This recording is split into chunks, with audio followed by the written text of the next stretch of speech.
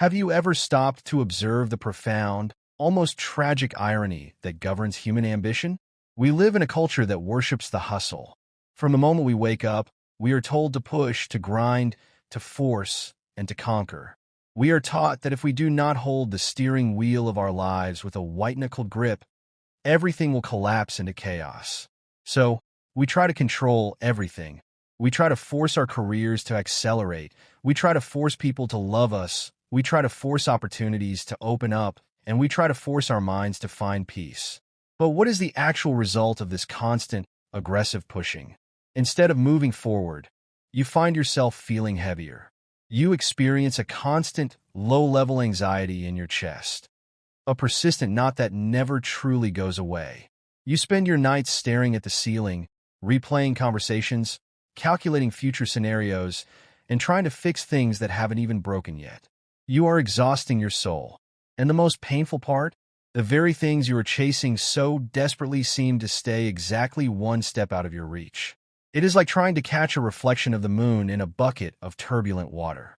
The harder you splash to grab the moon, the more the water ripples, and the more the image disappears. Thousands of years ago, the ancient Stoic philosophers looked at humanity and noticed this exact same pattern. They realized that when you try to force life, you are not operating from a position of power. You are operating from a position of absolute terror. Desperation has a specific frequency. It is a loud, chaotic announcement to the universe that you believe you are lacking, that you are helpless, and that you do not trust the natural unfolding of time. In this deep, 40-minute journey, we are going to completely dismantle this modern illusion of control. We are going to explore the forgotten archives of Stoic wisdom to understand a timeless truth.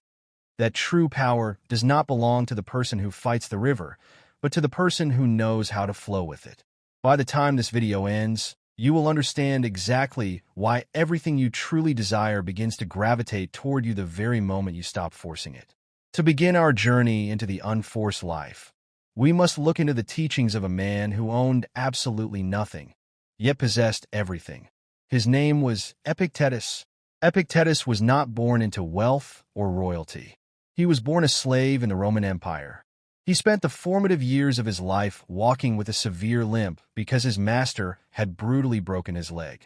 If anyone had a reason to rage against the universe, to try and forcefully alter their destiny, it was Epictetus. Yet, he became one of the most intellectually liberated human beings to ever walk the earth. How? Because he discovered what he called the absolute foundation of philosophy, the dichotomy of control. Let us listen closely to what Epictetus wrote in his manual, The Enchiridion. Some things are in our control, and others not. Things in our control are opinion, pursuit, desire, aversion, and, in a word, whatever are our own actions. Things not in our control are body, property, reputation, command, and in one word, whatever are not our own actions. Let us break this down with absolute clarity. Think about the last time you felt a surge of anger, anxiety, or desperation. Why did it happen? It happened because you crossed the boundary of your own mind. You took your emotional energy and invested it into something that belongs entirely to the external world. When you desperately want a job interview to go perfectly, you are forcing an outcome. The interviewer's mood, their biases, the other candidates, none of that is in your control. When you attempt to force another person to understand your point of view or value your presence, you are attempting to control their mind. This is not only impossible, but it is also the quickest path to self-destruction. The Stoic master looks at the world and draws a sharp, unyielding line in the sand. On one side is their inner citadel, their thoughts, their intentions, their kindness, and their effort. On the other side is the rest of the universe, the economy, the weather, the traffic, the choices of other people, and the ultimate outcomes of their labor. When you stop forcing external things, you are not quitting. You are simply gathering all your wasted, scattered energy and bringing it back home to your own mind. You stop demanding that the world conform to your immediate wishes, and instead, you master the only thing you actually own, your response to the world. Let us examine the physical reality of forcing. When you grip something tightly, your muscles tense, your blood flow restricts. Your body signals to your brain that you are in a state of survival, combat, or extreme danger. This is the psychology of the closed fist. Many people live their entire lives with their psychological fists tightly closed. They grip their goals, their partners, their money, and their reputations with an aggressive intensity. They believe that if they let go of their grip for even a single second, everything they love will vanish into thin air. But consider this mechanical truth. A closed fist cannot receive anything new. If your hand is tightly clenched around a few pebbles of security, you cannot reach out to accept the diamond of true abundance that the universe is trying to hand to you. You are completely paralyzed by your own grip. The Stoic practice is the transition from the closed fist to the open palm. An open palm is relaxed. It does not try to trap the air or possess the wind. It allows things to land upon it, and it allows things to leave when their time has come. When you live with an open palm, your relationship with the world changes. You no longer experience the exhausting panic of loss. If a friend walks away, your palm remains open. If money leaves, your palm remains open. You understand that the universe is an endless cycle of giving and taking, and that by refusing to force things to stay, you remain perfectly aligned with the natural laws of reality. Now, let us move from a slave to the absolute opposite end of the social spectrum. Let us look at Marcus Aurelius, the emperor of the Western world. Marcus Aurelius did not write his famous book, Meditations, for fame, profit, or an audience. It was his private journal, written at night by the dim light of a candle inside a military tent, while fighting brutal wars on the frozen borders of the Danube River. He was dealing with a devastating global plague, economic collapse, betrayal by his closest general, and the constant threat of war.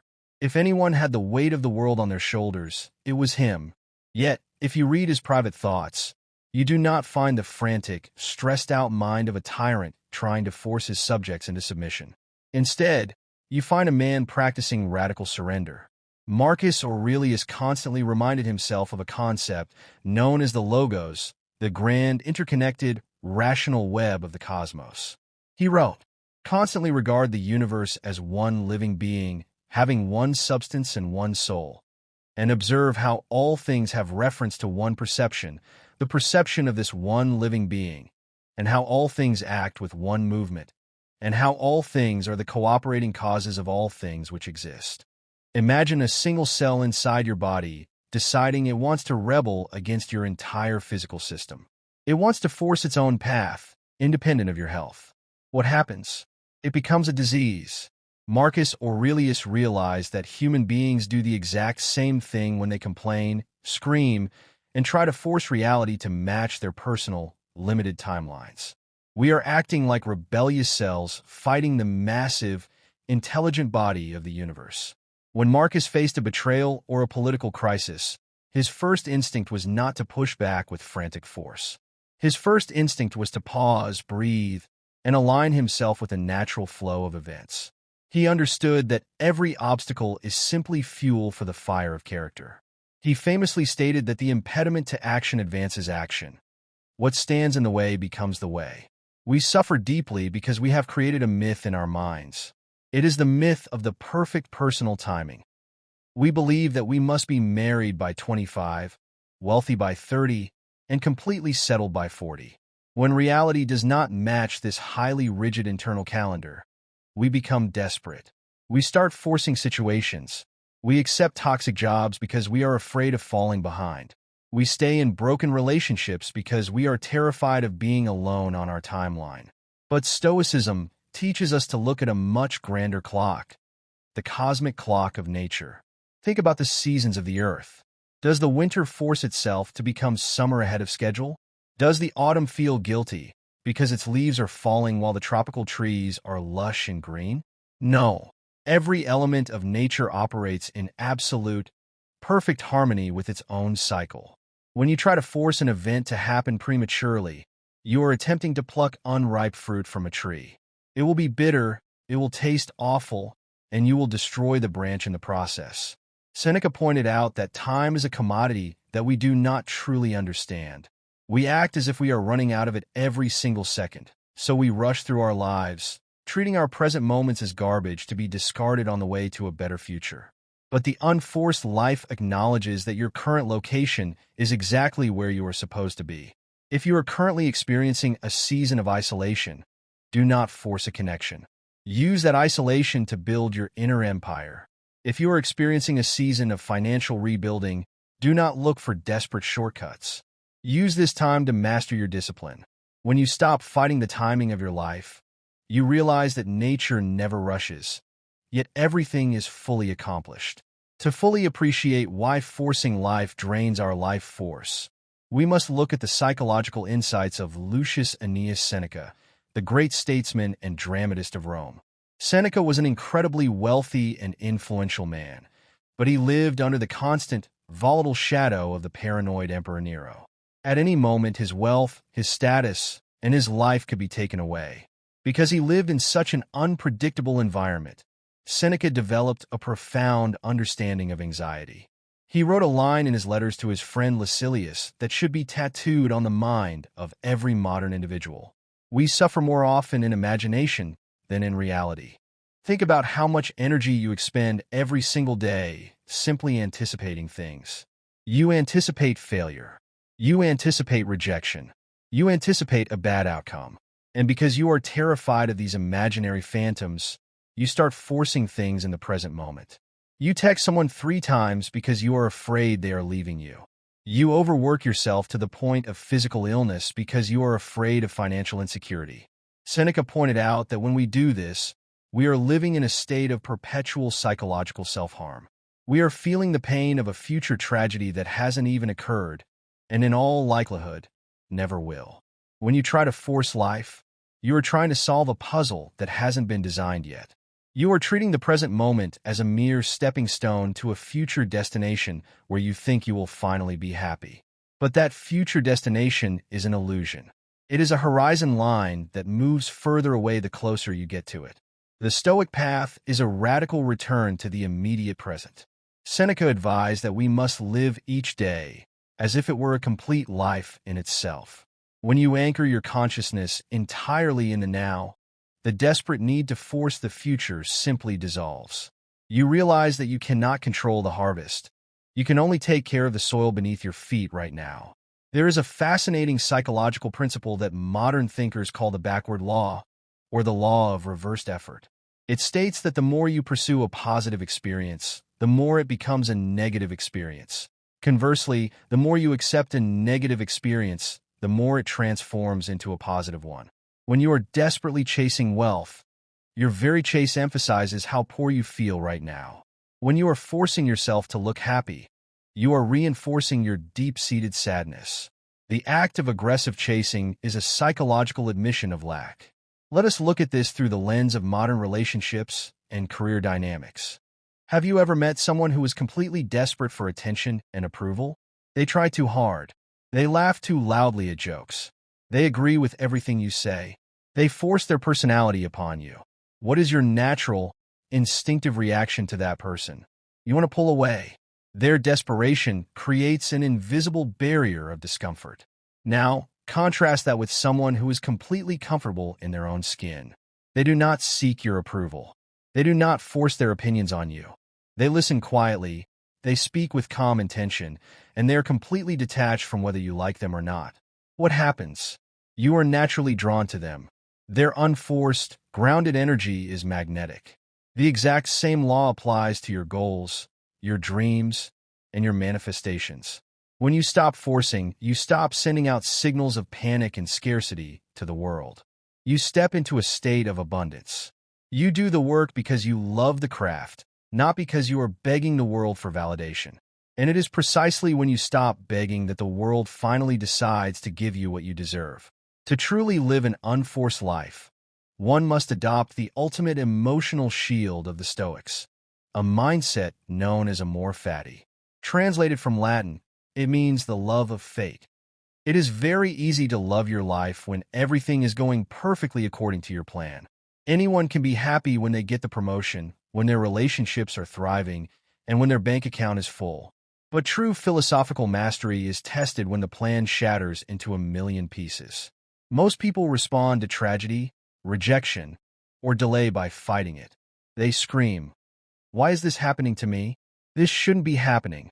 They spend days, months, or even years trapped in a loop of resentment, trying to mentally rewrite history.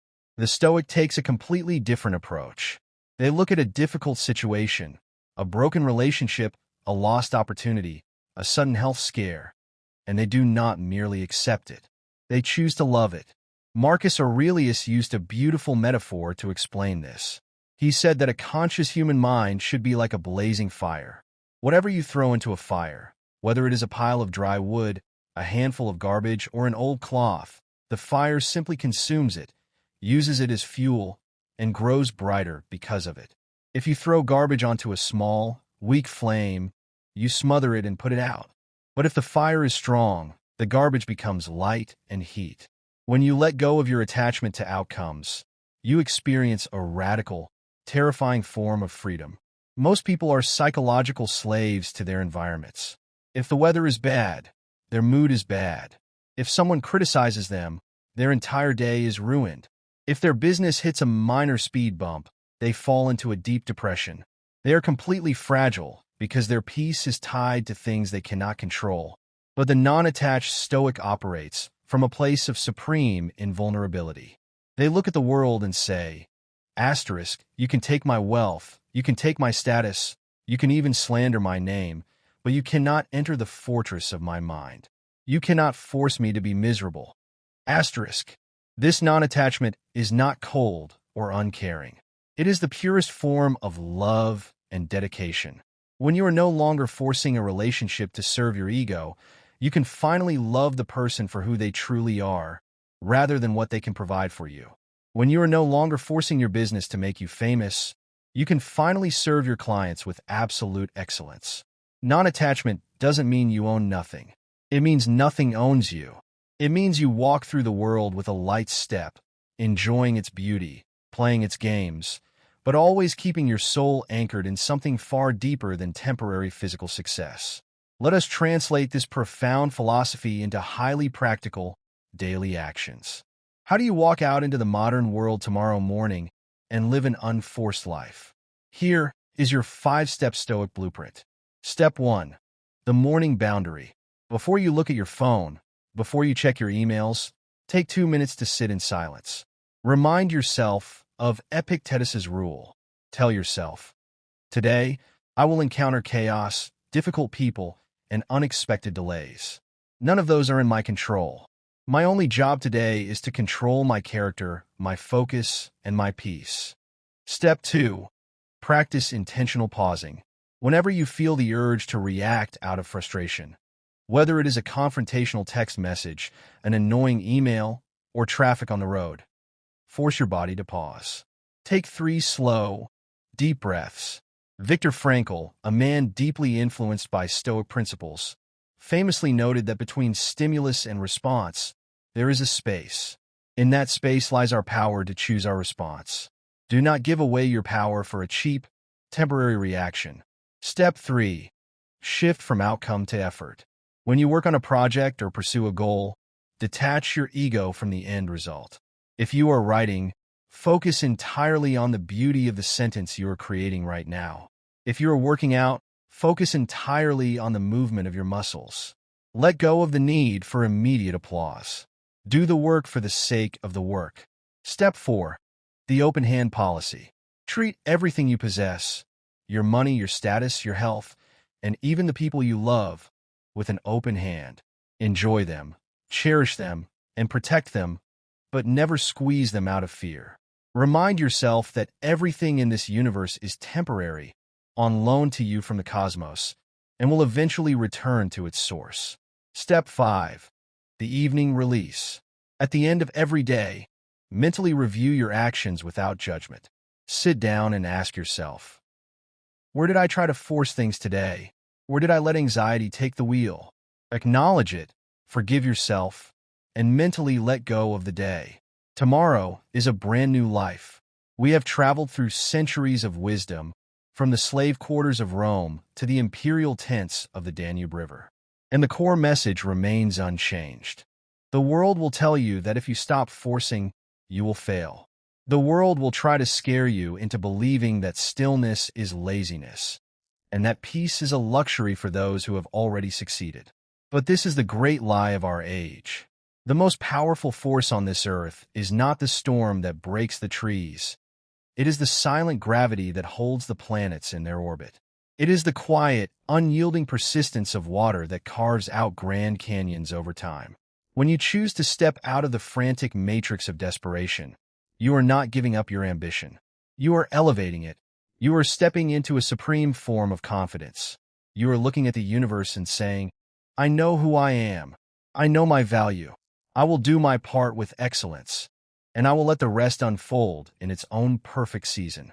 Imagine how much energy you will have when you stop wasting it on things you cannot control.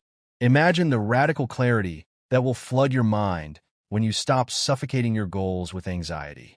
You will become like a mountain, unshakable by the passing winds of circumstance, standing firm in your own inherent dignity. Stop chasing the things that are trying to run away from you. Stop trying to force the universe to match your clock. Create the quiet, beautiful, and grounded space within your own soul, and watch how naturally, how effortlessly, everything that belongs to you begins to find its way home. If this deep dive brought a sense of clarity to your day, consider liking this video and sharing it with someone who is currently exhausted by the hustle. Leave a comment below with the words, I trust the process, to seal this philosophy into your consciousness. Subscribe to join our growing community of modern Stoics. Until next time, remember, do your work, guard your peace, and never force what is meant to flow. Stay strong, stay wise,